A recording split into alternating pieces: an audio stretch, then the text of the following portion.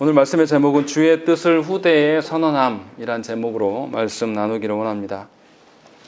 하나님께서 홍수를 심판하시고 그 이후에 노아와 노아의 아들들에게 새로운 시작을 할 수 있도록 기회를 허락하셨습니다. 이제 노아와 노아의 세 아들들은 새로운 시작을 하면 됩니다. 오늘 본문에는 그들이 어떻게 새로운 시작을 하고 있는가를 아주 짧게 설명을 하고 있습니다. 거기에서 노아가 그 자녀들을 어떻게 바라보고 있는가를 우리가 살폈으면 좋겠습니다. 먼저 보시면 18절부터 20절의 말씀을 보면 여러 가지 이야기들이 나옵니다. 거기에 보시면 18절에 함은 가나안의 아버지라 라고 되어 있습니다. 특이하게 노아와 노아의 세 아들들의 그 이름이 나온데 함에 대해서만 가나안의 아버지다 라고 분명히 밝히고 있고 19절에 보면 노아의 이 세 아들로부터 사람들이 온 땅에 퍼졌다 라고 이야기하면서 이제 이 세 아들로 인하여서 새로운 시작이 시작되고 있음을 우리에게 알려줍니다. 여기서 이제 우리가 봐야 될 것이 있어요. 분명히 특이하게 함에 대해서 함의 자녀가 가나안이다 라고 이야기를 했고 19절에서는 노아의 세 아들로부터 온 땅의 사람들이 번성하고 충만하여져 가고 있다라는 것을 보여주고 있는 것입니다. 이것은 무슨 말씀입니까? 하나님께서 노아에게 홍수 이후에 땅을 딛고 내려와서 하나님께 예배했던 그 노아에게 생육하고 번성하여 땅에 충만하라 라는 이 말씀이 지금 실현되고 있다라는 것을 보여주고 있는 것이죠.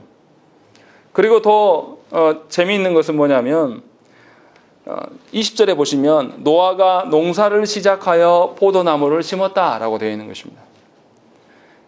자녀에 대한 어떤 그 번성하고 충만한 것이 자녀에 대한 것만 국한된 것이 아니에요. 생육하고 번성하여 충만하라는 것은 모든 피조세계에 대해서 하나님께서 사람에게 명령하신 일이라는 것이죠. 그러니까 노아가 농사꾼이 되어서 포도원을 경작하고 있는 것이 바로 그 일입니다. 창세기 5장 28절과 29절에 뭐라고 되어 있냐면 라멕은 812세에 아들을 낳았고 이름을 노아라 하여 이르되 여호와께서 땅을 저주하심으로 수고롭게 일하는 우리를 이 아들이 안위하리라 하였더라 라고 되어 있습니다. 이 말씀이 무슨 말씀입니까? 노아의 그 아버지 라멕이 하나님의 저주로 인해서 땅이 이제 고통받고 있어요. 그래서 소산문을 드러낼 때에 순응하지 않습니다. 사람의 그 경작, 다스림에 대해서 순응하지 않고 고통 중에 있단 말이죠. 그래서 노아가 이 저주의 문제가 완화되기를 소망해요. 그것이 노아를 통해서 드러나기를 소망해서 노아의 이름을 그런 방식으로 짓습니다. 그리고 그러한 소망이 노아의 시대에 지금 실현되고 있는 것이 노아가 농사를 지어서 포도나무를 심었더니 포도가 열려서 맺었다. 그 이야기를 하고 있는 겁니다. 그러니까 노아는 하나님께서 명령하신 대로 그 땅을 경작하는 방식, 그것을 통해서 그 피조세계를 다스려가고 있다는 것입니다. 창세기 2장 5절에서 뭐라고 되어 있냐면 땅에 사람이 없기 때문에 땅을 경작하고 갈 사람이 없기 때문에 들에 초목이 아직 없었다라는 기록들이 나옵니다. 다시 말하면 우리가 생각하기에는 자연이라는 것은 그냥 가만히 놔둬도 다 자라는 것이라고 생각하는데 그것이 원래 자연 질서가 아니라는 거예요. 하나님께서 사람을 통하여서 다스림으로 말미암아서 그 다스림의 경작의 방식을 통하여서 그 땅을 하나님의 영광으로 충만하도록 하나님께서 명령하셨다라는 것이죠. 그래서 노아는 그 하나님의 명령하신 대로 이끌려서 지금 경작에 임하고 있는 것을 아주 짧게 기록하고 있는 것입니다. 생각을 해보세요. 땅이 저주함이 완화되었고 또 하나님께서 비를 주시지 아니하면 어떻게 노아가 포도나무를 심어서 포도를 이렇게 수확할 수 있겠습니까? 그런데 본문에서는 분명히 포도주를 마셨다. 이미 포도를 수확한 것뿐만 아니라 그게 넘쳐나서 포도주까지 생산해서 마시고 있다. 지금 이것을 이야기를 하고 있다는 것입니다. 이 말은 하나님께서도 이 라멕이 바랐던 것처럼 노아에게 복 주셔서 새로운 시작을 하실 때에 돕고 계심을 우리가 알 수 있다는 것이죠. 하나님이 명령하신 대로 이 노아의 가족들이 말씀대로 살고 하나님의 방식대로 경작하면서 피조세계를 다스려 갈 때에 하나님께서 비를 내리심으로 말미암아 그들을 돕고 계신다는 것이죠. 그러니까 이 비는 어떤 비입니까?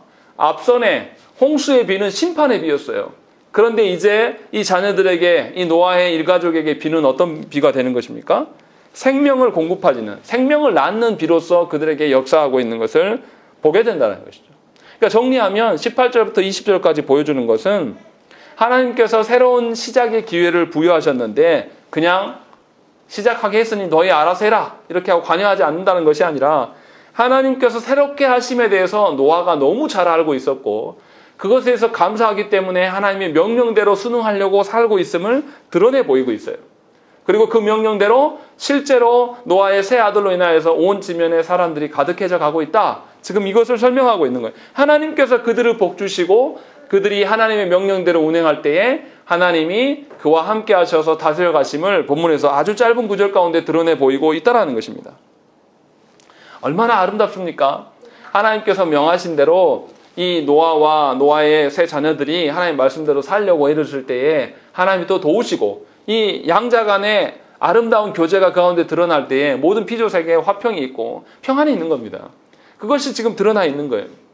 그런데 문제는 뭐냐면 그렇게 시작을 하였음에도 불구하고 굉장히 우려스러운 사건이 드러나요. 우리가 읽은 대로 노아가 술 취하게 되고 그로 말미암아 하체를 드러내고 그 하체가 드러난 것을 둘째 아들이 보게 되고 그래서 결국은 범죄하게 되는 일들이 오늘 말씀에 드러난다는 것이죠.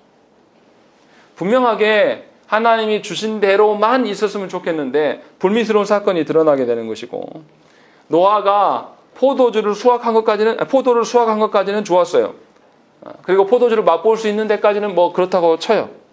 그런데 노아가 포도주를 필요 이상으로 마시고 취했습니다.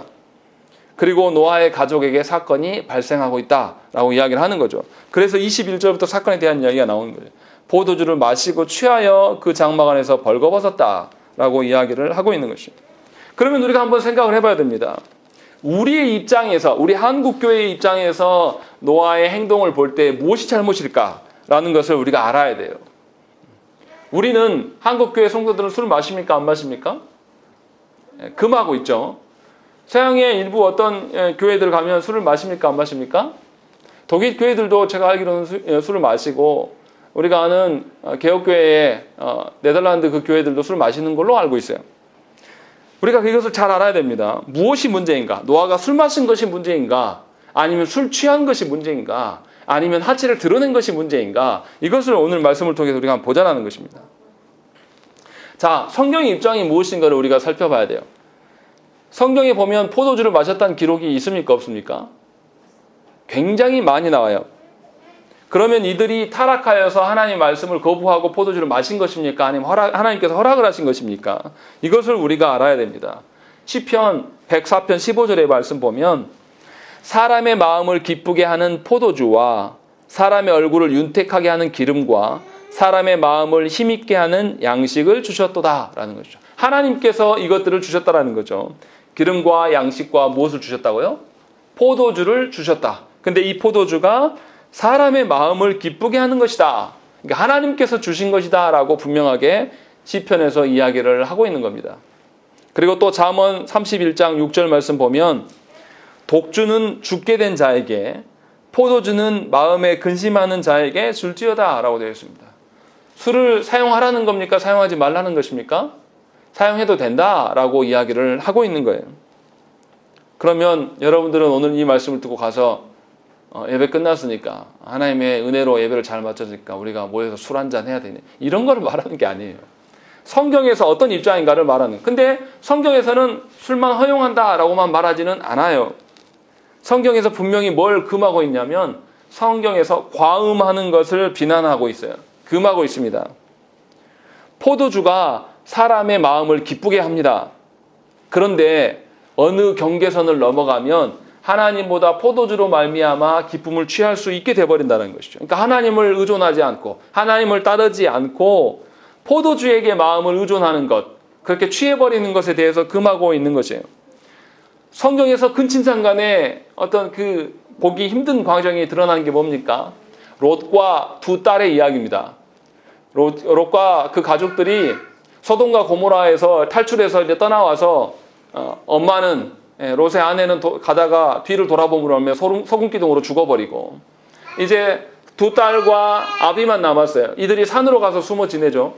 그런데 이제 후손을 낳아야 되는데 남자가 없단 말이에요. 그래서 두 딸이 어떻게 합니까? 아버지와 잠자리에 들어요. 근친상간을 벌이는 것이죠. 그런데 그 방식을 어떻게 합니까? 롯을 술을 먹이고 술 취하게 한 다음에 그 일들을 벌이고 있는 것이에요. 술 취함이 얼마나 위험할 수 있는가를 지금 완전히 여실히 보여주는 것을 성경에서 여러 군데서 이야기를 합니다. 잠언 23장 29절과 33절의 말씀도 그렇게 나와 있어요. 제가 읽어드리겠습니다. 재앙이 누게 있느뇨? 근심이 누게 있느뇨? 분쟁이 누게 있느뇨? 원망이 누게 있느뇨? 까닭 없는 상처가 누게 있느뇨? 붉은 눈이 누게 있느뇨? 술에 잠긴 자에게 있고 혼합한 술을 구하러 다니는 자에게 있느니라. 포도주는 붉고 잔에서 번쩍이며 순하게 내려가나니 너는 그것을 보지도 말지어다. 그것이 마침내 뱀같이 물 것이요 독사같이 쏠 것이며 또 내 눈에는 괴이한 것이 보일 것이며 네 마음은 구부러진 말을 할 것이며 라고 되어 있습니다. 분명히 잠언에서는 술에 취하여서 나타난 현상이 무엇인가를 이야기를 하고 있어요. 술에 빠져서 술에 의존하게 되면 하나님의 어떠한 분별력을 상실하게 되고 그로 말미암아 괴이한 것이 보이고 구부러진 말을 하게 될 수밖에 없다. 지금 이렇게 이야기를 하고 있는 거예요. 또 호세아서 4장 10절과 11절 말씀에도 또 그 이야기 나옵니다. 그들이 먹어도 배부르지 아니하며 음행하여도 수효가 늘지 못하니 이는 여호와를 버리고 따르지 아니하였음이니라. 음행과 묵은 포도주와 새 포도주가 마음을 빼앗느니라 라고 이야기하는 것입니다. 이스라엘의 타락을 보면서 호세아 선지자가 무슨 이야기를 하냐면 그들이 분명히 성행위를 하고 있는데도 하나님이 주신 자녀들에 대한 복이 없다라는 거예요. 그냥 쾌락만 남아있는 거죠. 그 맥락이 포도주를 마심으로 묵은 포도주든지 새 포도주든지 간에 마음을 빼앗게 하나님으로부터 마음을 떠난 과하게 취하여서 나아가는 것에 대해서 분명하게 금지하고 있음을 우리가 볼 수 있다는 것입니다. 그러니까 정리하면 노아가 포도주를 먹은 것을 잘못이라고 말하기는 어렵습니다. 문제는 노아가 술 취함으로 인하여서 벌거벗게 된 것이 문제라는 거예요. 제사장이 성막에 들어갈 때에 하나님 일을 감당할 때에 술을 마시면 됩니까? 안 됩니까? 절대 안 됩니다. 한 방울도 못 마시게 해요. 왜 이렇게 합니까? 성막에서 거룩한 일들을 행해야 하는 거예요. 하나님의 일들을 수행하는 자들이에요. 그래서 속된 것과 옳은 것을 분명히 분별하고 해야 돼요. 분별하지 않으면 성막에서 즉사합니다. 하나님 죽이십니다. 그렇기 때문에 하나님이 수행하는 일들을 행할 때에 바른 그 자세로 행하기 위하여서 분별하지 못하는 일들이 생겨나면 안 돼요. 그것을 방지하기 위하여서 술을 금합니다. 노아는 어떤 사람입니까? 노아는 하나님께서 새로운 피조 세계를 이제 만들어 주시고 제공하시고 그곳에서 노아에게 위임했어요. 그러면 노아는 이 피조 세계를 다스려갈 왕이에요. 또한 노아는 어떻게 합니까? 그 당시 하나님께 제사한 사람이 누굽니까? 노아가 제사를 진행한단 말이에요. 또 노아는 제사장으로서 그 안에 서 있단 말이죠. 그러니까 노아가 술 취하는 것은 하나님의 주신 그 직무를 유기하는 것입니다. 하나님께 위임받은 일에 대해서 소홀히 여기는 것이 문제가 되어버리는 것이죠. 그러니까 노아가 술 취하는 것으로 인하여서 결국 어떻게 됩니까? 분별력이 흐려졌어요. 분별력이 흐려져서 어떻게 해요? 벌거벗는단 말이죠. 그래서 자녀들이 죄를 범하게 할 수 있는 그런 환경을 제공하고 있는 것입니다. 이것은 합당한 다스림의 방식이 아니라는 것입니다. 하나님께서 재창조를 통하여서 새로운 그 질서를 주셨다면 그에 맞게 살았어야 돼요. 그런데 노아가 방심한 것인지 어쩐 것인지 이 일들을 벌인 거예요. 그러면 이제 이렇게 물어볼 수 있습니다. 도대체 하체를 드러낸 것이 뭔 크게 잘못입니까? 이렇게 말할 수도 있어요. 그렇지 않습니까? 제가 우리 자녀들을 지금도 목욕시키는데 같이 샤워할 때도 있어요. 다 벗고.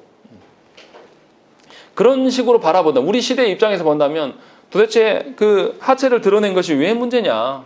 그냥 도덕적이고 윤리적인 것뿐인 거 아니냐라고 이렇게 말할 수도 있습니다. 그런데 이제 새로운 재창조의 시작이니까 아담과 하와의 때와 한번 비교해 봐야 돼요. 노아와 아담과 하와의 때가 어떤 차이점이 있는지를 한번 살펴봐야 된다는 것이죠. 아담과 하와에게 자녀가 몇 명 있었습니까? 3명 있었지 않습니까? 노아에게 자녀가 몇 명 있습니까? 3명이 있어요.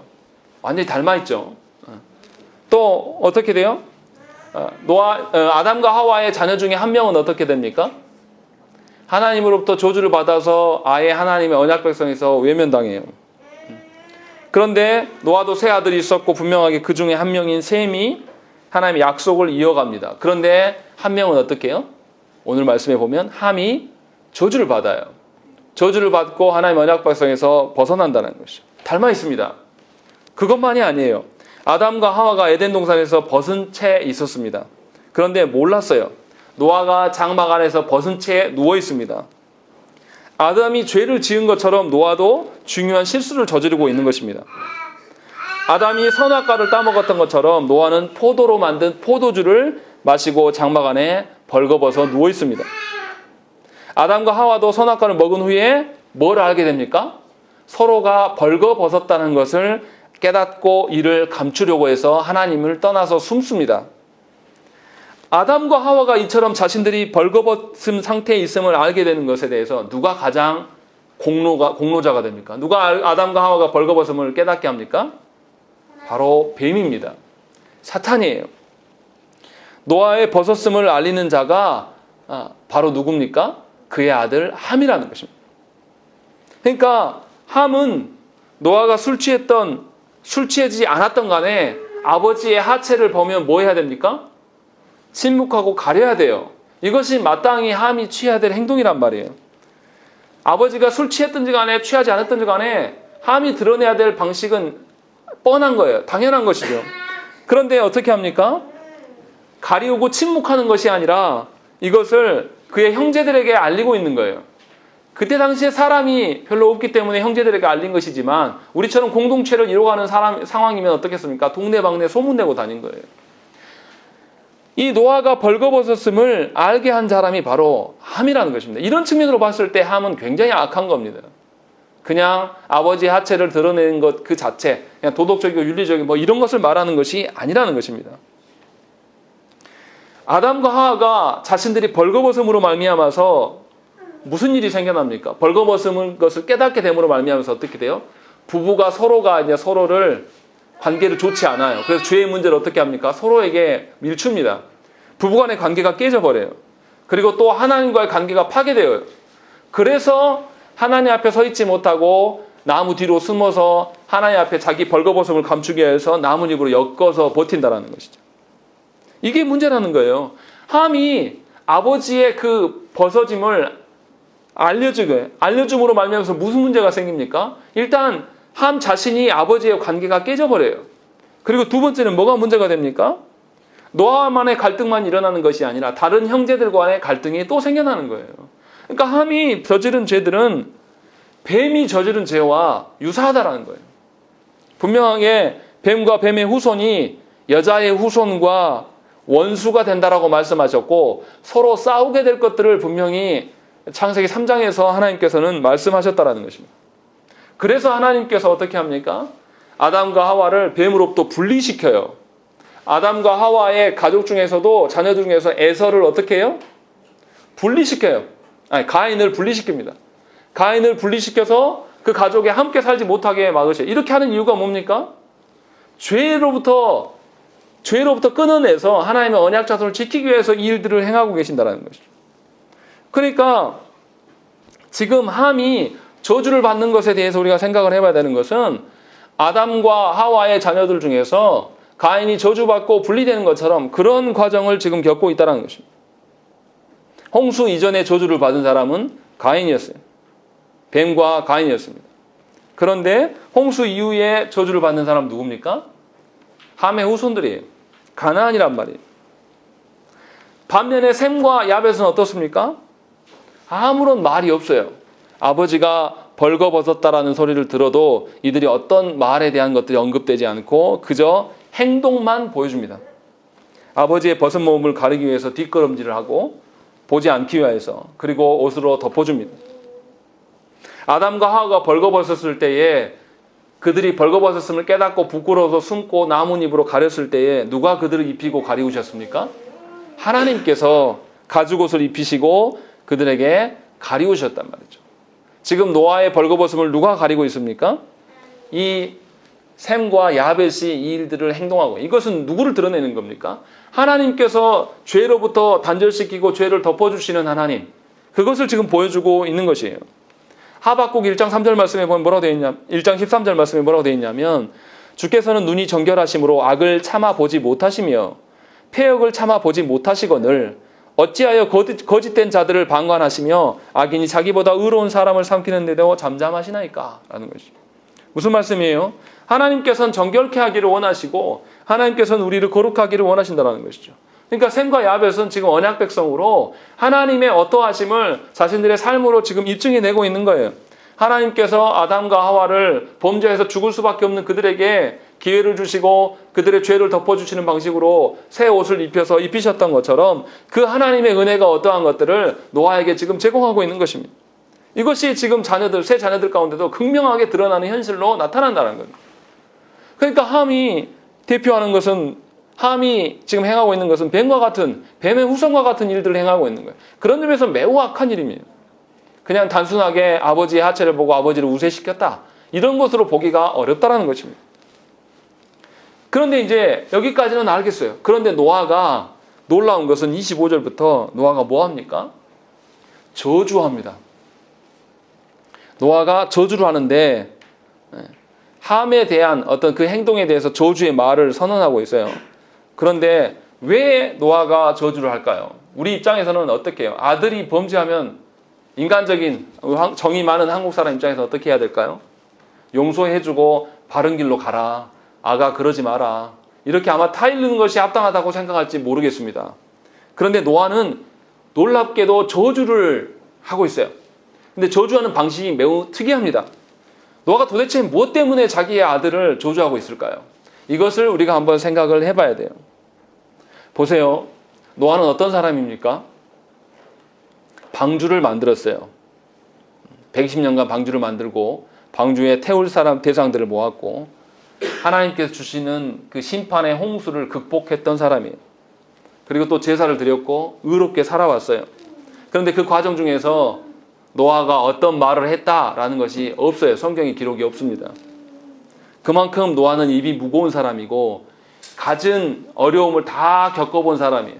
그런데 그 사람이 드디어 입을 열기 시작했다는 거예요. 이것이 저주로 시작되고 있는 거예요.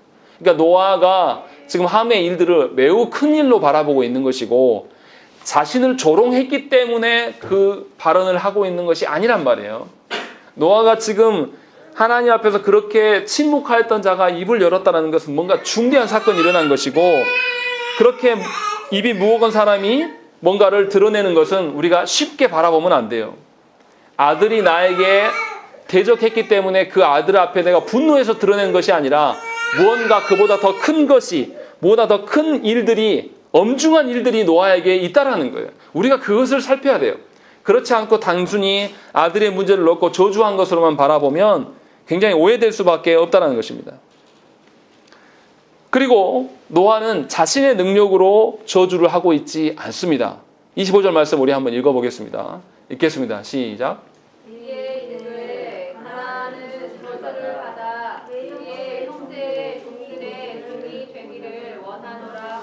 예, 또 27절 말씀 읽겠습니다. 시작. 하나님이 야벳을 창대하게 하사 셈의 장막에 거하게 하시고 가나안은 그의 종이 되게 하시기를 원하노라 하였더라. 예, 계속 노아가 뭐라고 하냐면 내가 저주를 선포한다 이렇게 말하지 않아요. 노아가 또 그렇게 선포한다고 해서 실제로 실현됩니까? 그렇지도 않습니다. 노아는 지금 하나님께 저주를 간구하고 있어요. 그래서 25절에 원합니다. 27절에도 하나님이 이렇게 하시기를 원합니다 라고 이야기를 하고 있는 거예요. 그러면 도대체 노아가 무엇 때문에 자신의 아들의 저주를 놓고 하나님께 구하고 있는가? 이것을 우리가 한번 생각을 해봐야 돼요. 노아는 가인과 아벨의 사건을 잘 알고 있었습니다. 그리고 그의 가족들이 이 가인의 후손과 하나 될 수 없음을 분명하게 알았어요. 우리가 앞에서 창세기 4장과 5장에서 그것을 보았지 않습니까? 가인의 후손과 또 이 셋의 후손들이 이제 전혀 분리되어 있었다는 것을 우리가 말씀을 통해서 보았습니다. 그리고 또 노아의 아비 라멕이 자신의 이름 노아를 지으면서 하나님의 저주로부터 참 안위를 누릴 수 있기를 소망하는 것을 그가 경험하고 보았단 말이에요. 평생을 살아가면서 그의 부모들로부터 그 이야기를 들었단 말이죠. 그래서 자신의 아들 함이 이러한 안위를 깨트리는 자로 서 있는 것을 하나님께 간구하면서 막고 있는 거예요. 하나님께서도 분명하게 아담과 하와의 세 자녀들 중에서 하나는 죽고 하나는 하나님의 언약을 이어갈 자로 하나님 세우시고 하나는 아예 이들과 분리시켜서 죄로부터 분리시키는 하나님의 어떠하심을 보았단 말이에요. 그래서 노아는 무엇을 하고 있는 거냐면 이 세 자녀를 다 죄의 종노릇 하는 자녀로 둘 수가 없단 말이에요. 그래서 육신의 아비로서의 굉장히 아프지만 이것을 분리시키고 내고 있는 거예요. 하나님의 거룩한 언약 백성을 지켜내기 위해서 함의 범죄로부터 함의 죄의 종노릇 하는 것부터 분리시키기 위해서 이 일들을 하고 있는 거예요. 생각을 해보세요. 하나님께서 홍수를 통해서 세상을 심판하셨을 때 하나님께서도 어떻게 하십니까? 모든 사람을 다 물에 수장시켜서 죽이셔요. 그러나 노아의 가족을 살리신단 말이에요. 이게 뭐 하는 겁니까?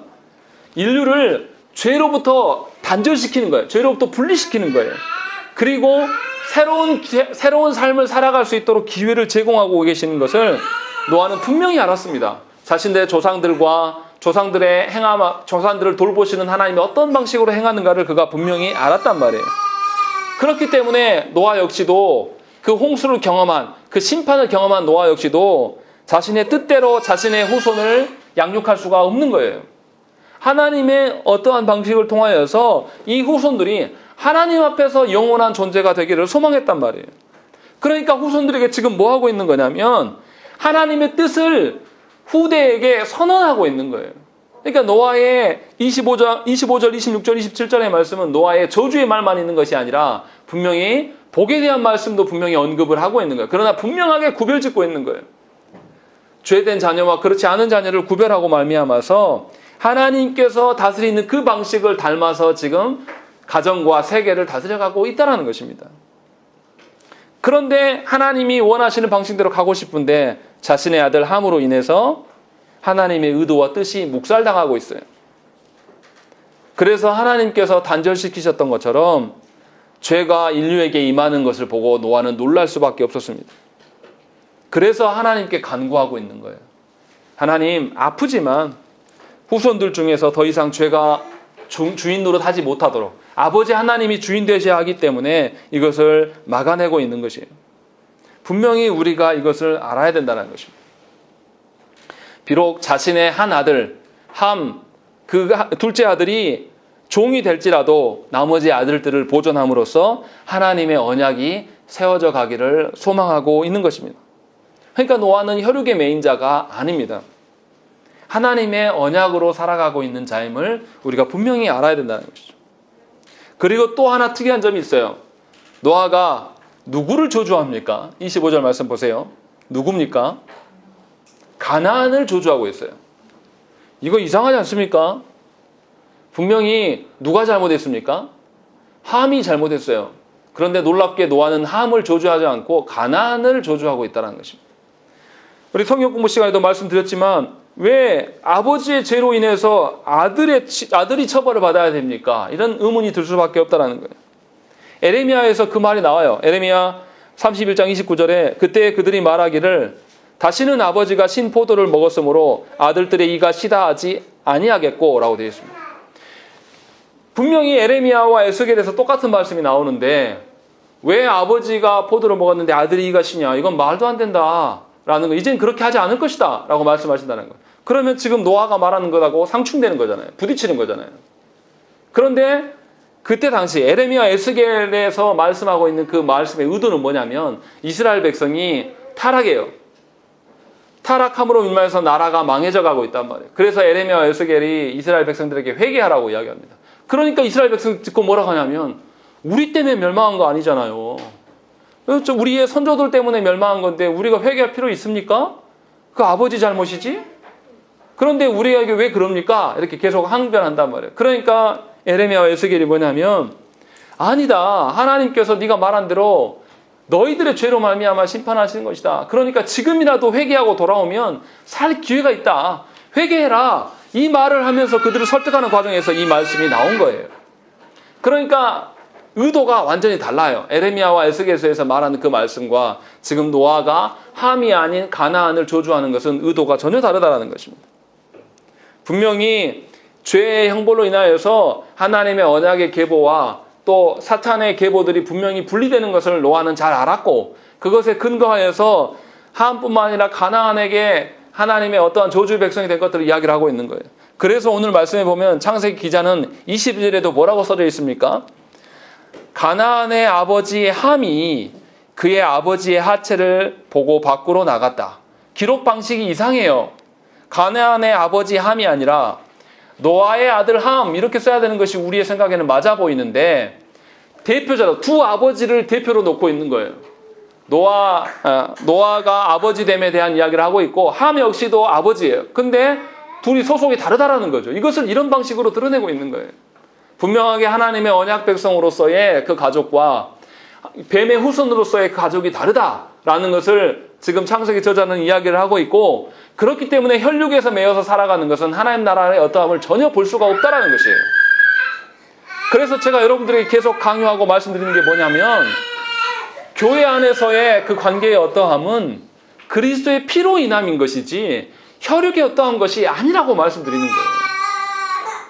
정말로 안타깝게도 여러분들이 교회에 나와서 혈육의 어떠함으로 서로 관계를 맺어가고 혈육이 어떠한 것이 더 가깝다라면 여러분들 그리스도인이 될 수가 없는 것입니다. 제가 부교육자에 있었던 어떤 교회에서 목사님과 장로들이 싸웠어요. 근데 장로님들의 가족이 상당히 그 교회에 많아요. 장로님들 가족만 해서 한 150명에서 200명 가까이 될 겁니다. 그들이 뭉쳐요. 그게 교회입니까? 교회일 수가 없는 거예요. 교회는 예수 그리스도의 피밖에 없는 겁니다. 혈육적인 어떤 조씨 가문, 김씨 가문, 박씨 가문 이런 게 존재하지 않아요. 예수 그리스도로 말미암아서 하나 된 공동체란 말이에요. 그렇기 때문에 여러분들이 자녀에 대한 것들을 혈육적인 어떠한 것으로 보시는 것은 아주 큰 범죄를 저지른 겁니다. 하나님의 언약 백성으로서 여러분들의 자녀를 봐야 되는 거예요. 여러분의 자녀가 하나님을 섬기지 아니하고 하나님의 언약 백성에 들어오지 못하면 아파해야 돼요. 그 후손들이 전체가 이제 하나님의 언약 백성에서 떨어져 나가서 영영 하나님 나라와 상관없는 존재가 되어버리고 있는 거예요. 노아의 지금 그 상황이 그런 거지 않습니까? 이것을 우리에게 하나님께서 말씀하고 계신다는 거예요.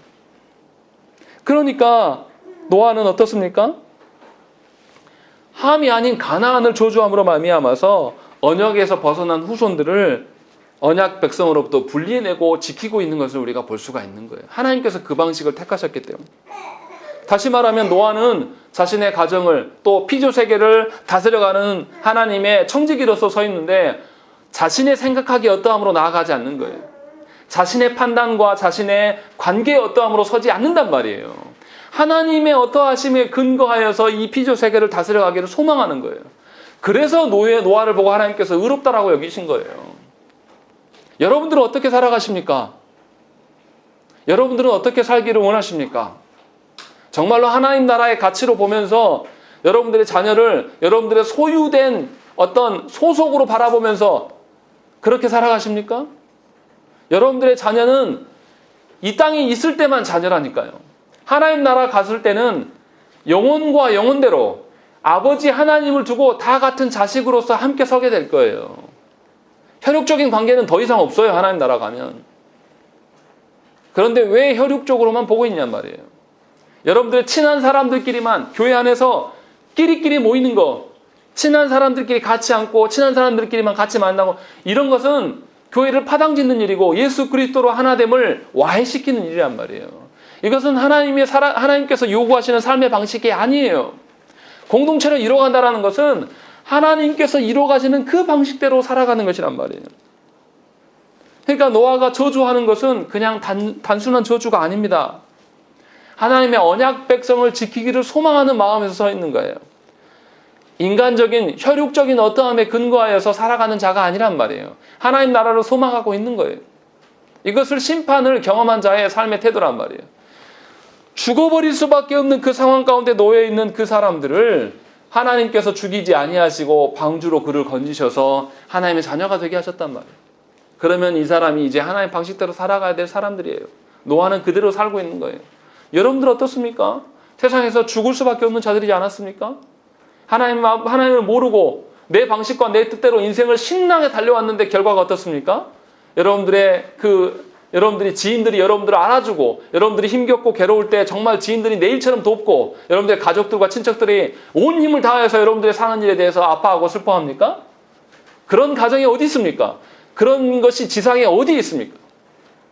없어요. 그런데도 아직도 깨닫지 못하고 그 허망한 방식으로 삶을 살아가려고 하는 것이 얼마나 하나님께서 통탄한 일이에요. 하나님께서 얼마나 아파하시겠습니까? 여러분들을 건져내서 여러분들만 건져내기 위함이 아니라 여러분들을 건져내서 여러분들이 하나님의 언약 방식으로 살게 하심으로 말미암아서 여러분들의 자녀들과 여러분들의 친척들을 다 하나님의 언약 자손으로 끌어오시기를 원하셔서 여러분들 부르셨단 말이에요. 여러분들의 손 안에 너무나 많은 영혼들이 달려있는 거예요. 그런데 우리 자신이 안 바뀐단 말이에요. 하나님께서 주신 또 다른 복의 그 직무들이 있음에도 불구하고 복음을 선포하지 않아요. 복음대로 살려고 하지 않아요. 자신의 경험과 정의 어떠함에 근거하여서 아이고 이 짠한 자식 이렇게만 바라보고 있다는 거죠. 이렇게 해서는 후대에 하나님의 뜻을 우리가 선포할 수가 없어요. 우리의 후손들이 하나님의 언약 백성이 될 수가 없다란 말이에요. 결국은 뱀의 후손이 될 수밖에 없는 것입니다. 그런데도 말씀 안에 없는 그 자녀들을 묵인하고 그냥 놔두실 거냐 이 말이에요. 여러분들의 삶의 방식을 그런데도 여러분들의 친한 사람들을 의존해서 지인들을 의존하면서 삶의 방식을 택할 거냐 이 말이에요. 그것이 아니라는 것이죠. 하나님의 돌보심 가운데 우리가 순응하는 방식으로 인생을 사셔야 돼요. 하나님 앞에서 죄의 문제를 하나님께 온전히 맡기고 죄로부터 분리되기를 소망하면서 우리가 삶의 방식을 채택하며 살아가면 하나님이 응하시는 거예요. 비록 노아와 노아의 세 아들들이 심판을 경험했으나 심판을 경험한 자 중에서 함은 깨닫지 못한 거예요. 결국은 뱀의 후손으로 떠나버립니다. 하나님과 상관없는 후손이 되는 것이죠. 그래서 어떻습니까? 이스라엘 백성이 약속의 땅 가나안에 들어갈 때 어떻게 합니까? 이 함의 후손들을 어떻게 해요? 다 격파해서 물리쳐버립니다. 그것이 안타까운 비극이에요. 하나님 언약 앞에 서지 못하는 가나안의 후손들은 하나님께서 어떻게 해요? 진멸하라고 이야기합니다. 하나도 남겨두지 말라라고 이야기하십니다. 그래서 가나안 땅에 들어갈 때 다 진멸하는 거죠.